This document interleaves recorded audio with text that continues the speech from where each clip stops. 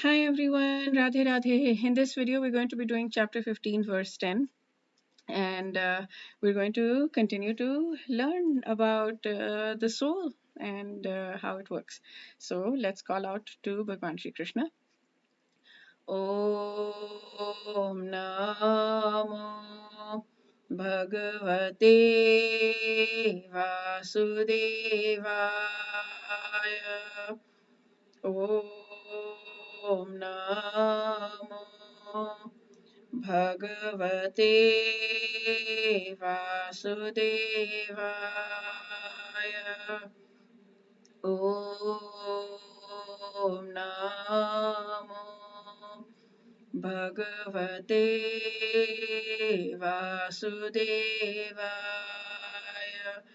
Dear Bhagwan Shri Krishna, please, please, please, please, please help us understand this verse so that it brings us closer to you. Please intensify our attachment to you. Please intensify our love to you. Radha and Krishna, please help us. Okay, I'm going to sing that verse also if I can remember the previous that I sang in the previous verse. This is meant for Radha Rani.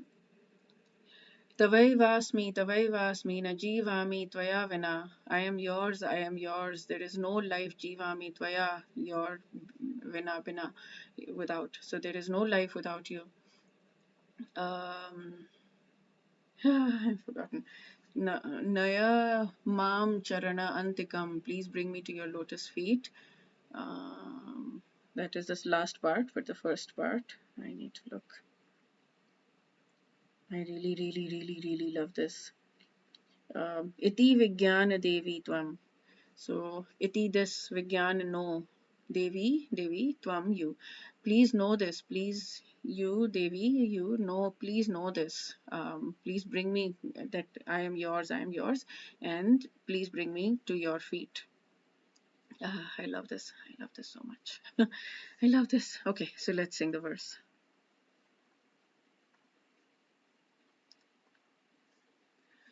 उत्क्रामन्तं स्थितं वापि भुञ्जानं वा गुणान्वितं विमूढा पश्यन्ति ज्ञानचक्षुषः. The foolish cannot understand how a living entity can quit his body, nor can they understand what sort of body he enjoys under the spell of the modes of nature. But those whose eyes are trained in knowledge can see all of this. Basically, the foolish cannot understand how this whole thing works about reincarnation, but those whose eyes are trained in knowledge, basically, jnana chakshusha. Jnana is knowledge, chakshusha eyes, eyes of knowledge. Those who have eyes of knowledge can see that we are not the body, we are the soul, and we will move to another body, or we will move to a spiritual body or another material body, depending on our consciousness at the time of death. So jnana chakshusha is very significant. Without this, we cannot understand. We are enjoying basically happiness, distress, all of this kind of stuff. So we only person who has knowledge. This is self-realization, knowing that I am the soul, I am not the body. And those who are Krishna conscious, basically God realized, not just self-realized, but God realized, then we also know this stuff, plus we know more, right? Because through the process of devotion is when God gives us. We don't need to do a lot of studies. I don't understand how this works, but we don't need to do a lot of studying, because Chaitanya Mahaprabhu says in Shikshashtakam, the first verse, he says, Vidya Vadhu Jivanam. By chanting the Hare Krishna Mahamantra, by chanting the Mahamantra, by chanting God's names, we get Vidya Jivanam life, and Vidya knowledge. So we get life and soul of all knowledge. We understand knowledge by chanting. By chanting with pure devotion, we get to the place where we have knowledge. We don't have to study the Shastras to know knowledge. We just know it anyways. So yeah, let's read the commentary here. Yeah, so here he explains the thing very well, that like the car has different parts, right? So the car has a steering wheel and this thing and an engine and a blah blah and a blah blah, I don't know. So a mechanic might say this is what makes the car work, right? But we know that unless the driver operates the car will not move. So it is the same thing. The body has the parts, and it has this thing that does this, and this thing that does this, and the eyes do this, and the legs do this, and whatever. But until the soul wills it to move, it will not move, right? Such a beautiful example. I absolutely love it. So yeah, so that's all. So basically, when we understand that the soul is in a physical body, that the divine soul is in a physical body, and when the soul leaves, consciousness ends and we die. Then we can burn the body, bury the body, we do whatever we do want to do with the body.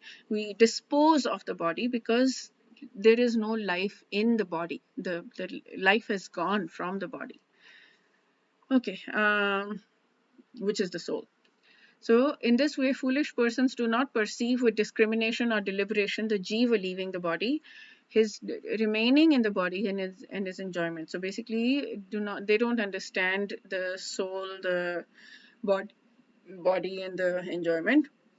Those who have pure knowledge understand that this is a bound state, the material state, and the jiva of the jiva, and is extreme misery for him. He understands the miserableness. That is another important thing to understand, is the misery of this body, misery of this material world, because until we understand the misery of the material world, we will not be motivated to go into the spiritual world. If we think, oh, this world is a good place, which a lot of people do, even me in the personal growth world, I was like, this world is a beautiful place. I was taught that, to be grateful about everything, and this gratitude brought me to God. Don't get me wrong, the gratitude is extremely important, but also important is understanding that this world is a miserable place and there is much more. There is this saying, right? If we have this hankering and this desire for much more, then we should get it. Like there has to be a fulfillment, the ability of fulfillment for that desire. Even if it's not in this material world, it has to be somewhere, because our soul desires it. Every single human being desires an immense, intense amount of love, and every single human being feels like they're falling short in this world, on this planet. So we are all so deeply craving love. Why is it? Doesn't matter where we're in the world we're from, we're craving it. So yeah, that's what. Okay, so that's it for this verse. We'll see you in the next video. Wish you a day filled with lots and lots of spiritual growth. Radhe Radhe.